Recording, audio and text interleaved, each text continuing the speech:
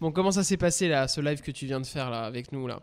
Qu'est-ce que tu as ressenti au moment où tu étais sur le plateau? Parce que tu as fait un truc qui est difficile. Tu as pris Christophe. Pourquoi ce choix? Et qu'est-ce que tu as ressenti? Ben Christophe, c'est Pascal Obispo qui me l'a proposé.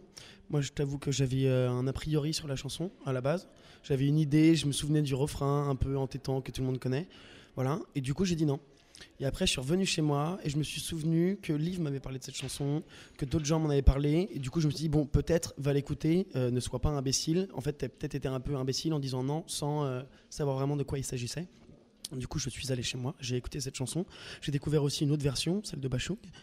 Et donc, du coup, je me suis rendu compte qu'en fait, parce que Christophe, il faut savoir qu'il a une manière d'interpréter qui est sienne et qui des fois peut être déroutante, surtout pour des interprètes comme nous qui réinterprétons des chansons d'auteurs.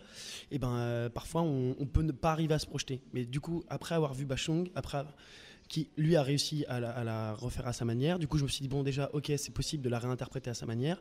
Après, je me suis penché sur le texte, et là, je me suis complètement retrouvé dedans. Et donc, du coup, je me suis dit, ok, c'est le bon choix, ça me permet de montrer une nouvelle facette de ma personnalité. Et je me suis dit, bon, bah, si tu fais ça, il y a de grandes chances que tu passes. Et puis, bah, je suis passé, donc je suis vraiment ravi.